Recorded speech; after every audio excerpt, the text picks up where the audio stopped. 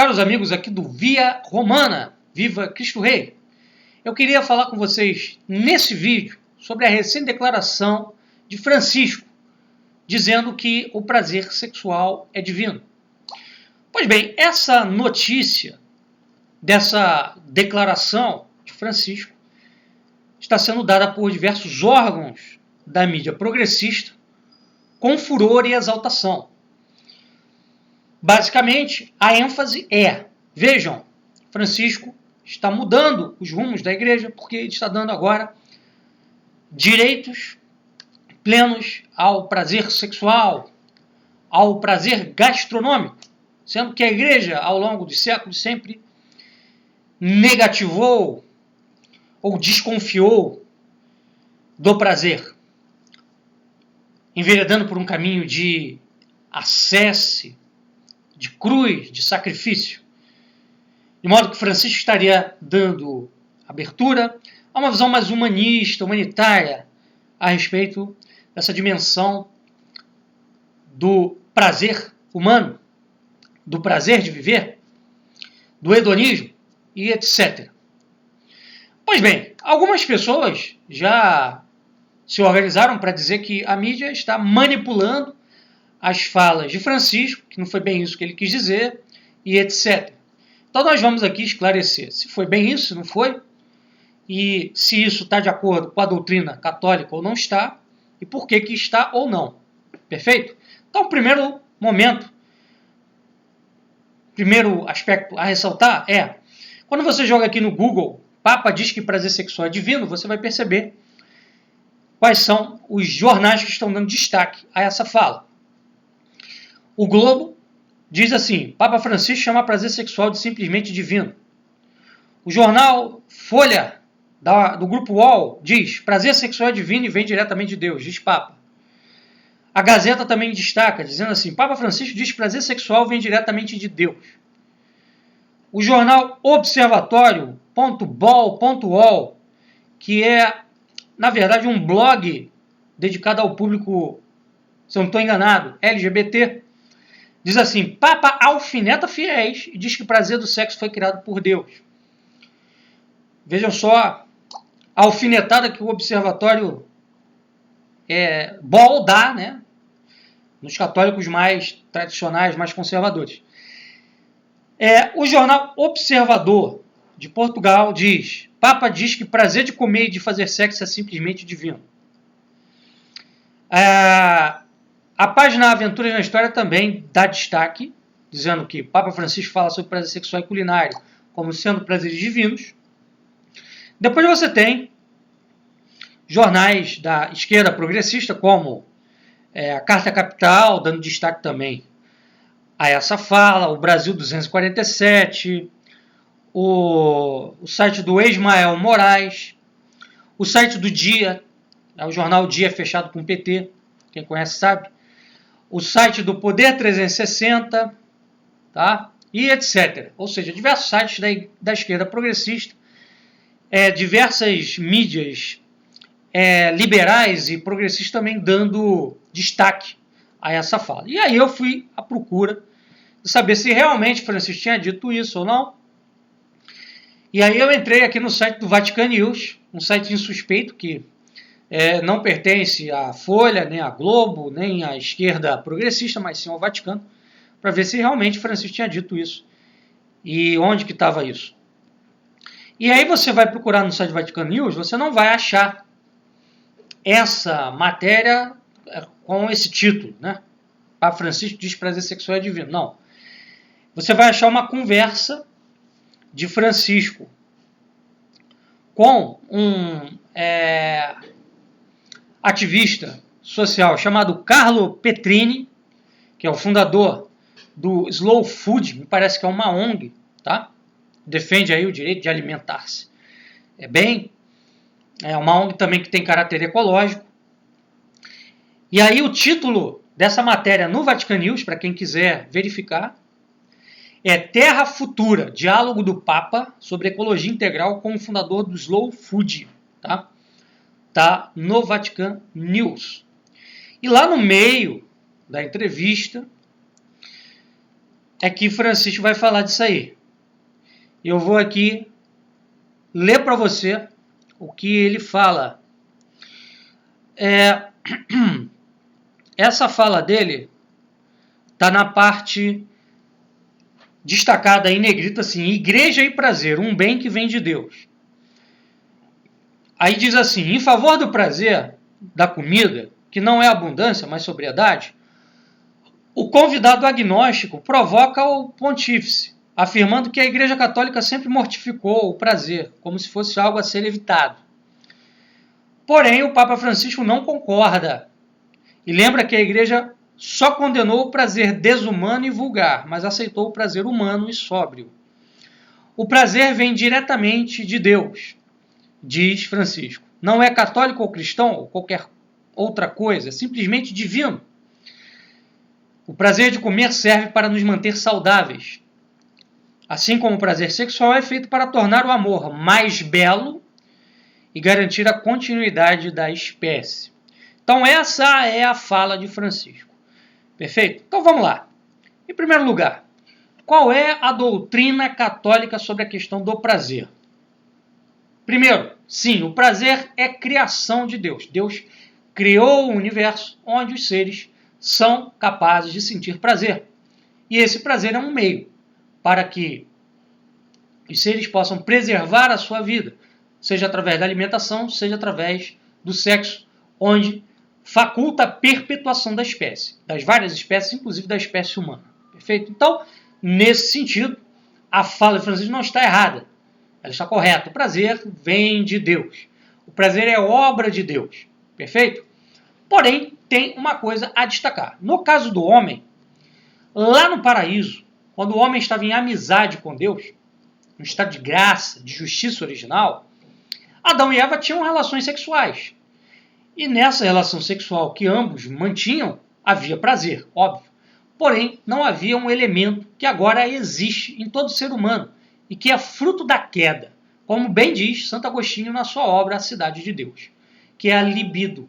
O que é a libido? A libido é um impulso irracional para o prazer.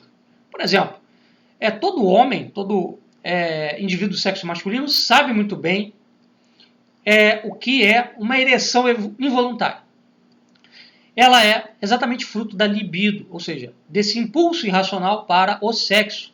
Perfeito? Isso não existia no paraíso. Santo Agostinho deixa isso claro na Cidade de Deus. Ereções involuntárias não existiam porque as concupiscências, esse impulso para o prazer estava sob o controle da mente, da razão. Então, assim, quando Adão e Eva queriam ter relações sexuais, era a mente que ativava os órgãos sexuais e fazia com que os mesmos funcionassem. Não havia ereção involuntária, nem um impulso involuntário para o sexo. Perfeito?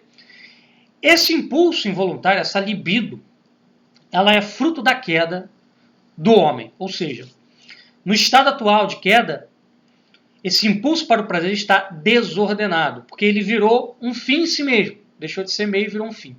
Então as pessoas hoje, geralmente, elas buscam a comida e o sexo, não porque a comida vai nos manter saudáveis, não porque o sexo vai nos facultar a perpetuação da espécie ou a união do casal, mas sim porque existe no homem hoje um amor desordenado ao prazer.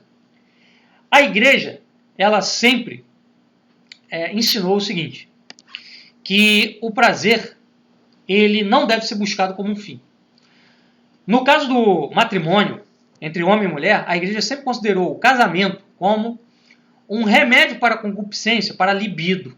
Né? Então, você circunscreve a prática sexual ao matrimônio, e o matrimônio, evidentemente, tem fins sociais elevados, ou seja, a perpetuação da espécie, a criação de uma prole, né, a união amorosa entre o aperfeiçoamento da caridade na união amorosa entre homem e mulher, e também traz assim a expansão dos laços sociais através dos laços familiares e de parentesco, que também amplia a esfera da caridade, como diz Santo Agostinho também na Cidade de Deus. De maneira que, dentro do matrimônio, o ato sexual ele fica disciplinado, né, a libido fica disciplinada por uma série de critérios de ordem social, teológica, moral, etc. Então, a igreja, ela mesmo, no caso do matrimônio, ela reconhece que entre o casal, né, o sexo está sob o impacto da libido, mas, como o matrimônio ele tem fins naturais elevados e também sobrenaturais, isso remedia essa desordem libidinosa que o homem vive desde a queda. Perfeito? E no caso da alimentação, a igreja sempre preconizou, claro, a alimentação sóbria, né, voltada apenas para a saúde, a alimentação voltada para a manutenção do corpo. E no caso dos religiosos, a igreja ela preconiza a ruptura, né, com o prazer libidinal sexual, daí ela fazer questão de ressaltar os votos de castidade, o celibato, né, e também a igreja sempre preconizou para os religiosos, para os sacerdotes, o jejum constante, contínuo, as práticas, né, penitenciais de mortificação sempre muito presentes ali, que não são obrigatórias para o leigo católico, mas são para os religiosos. Por exemplo, se você pega o caso dos beneditinos, né, na regra beneditina primitiva, eles só podiam comer um caldo, né, à noite, uma sopa bem leve à noite, justamente para combater essa concupiscência, essa desordem que existe em nós, que é a busca do prazer fora da sua finalidade, fora da sua ordem. Perfeito? Para o leigo católico, né, o jejum está limitado apenas a alguns dias do ano, mas para o sacerdote, para o religioso, ele deve ser feito com mais ênfase, com mais constância, de maneira que o ethos católico, ele nunca foi o de, assim, ver a busca do prazer como apenas uma coisa de moderação, né? Isso aí era o que era preconizado pelos filósofos gregos. Então, assim, olha, o prazer deve ser buscado com moderação, mas não rejeitado. Na igreja, a vida religiosa, ela parte de um ethos ascético, duro, radical, rígido. E a depender da ordem religiosa, ele pode ser ainda mais rígido, né? A rigidez varia de ordem para ordem. Então, assim, o ideal religioso é do religioso casto, né, obediente e pobre.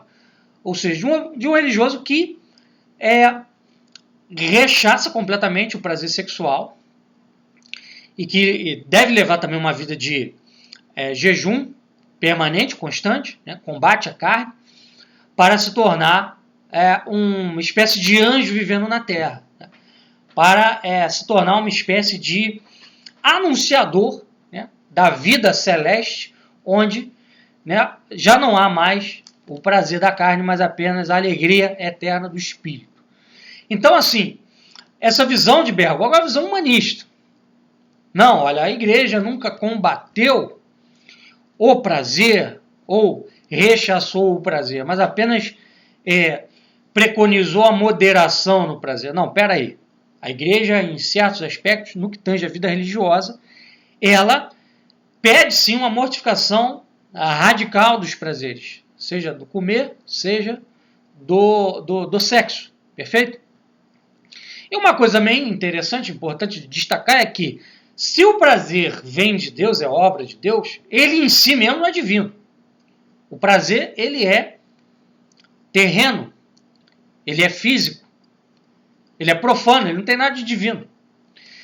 Quem gosta de falar de prazer como algo divino são os diversos esoterismos que vêm no prazer sexual uma forma de transcendência, uma forma de transcender a sua individualidade, chegar à unidade com, né, o absoluto.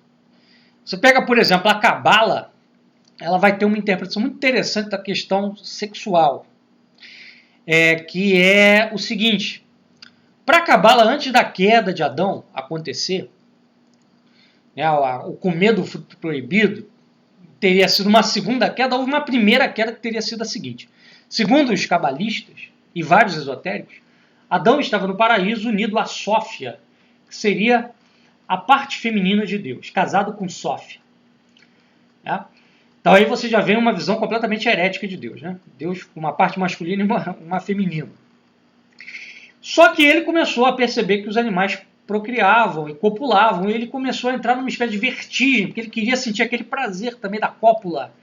E aí Deus, para impedir que Adão caísse num mal maior, criou a mulher, para que ele copulasse com a mulher. De maneira que a cópula com a mulher serviria de uma lembrança dessa união com a Sófia, né, perenes, que teria havido lá no início da humanidade. Então, nessa visão esotérica, cabalística, que também é encampada por diversos grupos, né, como os perennialistas, algumas linhas também da maçonaria, né, a cópula entre o homem e a mulher seria uma forma, né, o prazer seria uma forma de transcender a individualidade, chegar a uma união com o divino, com o absoluto.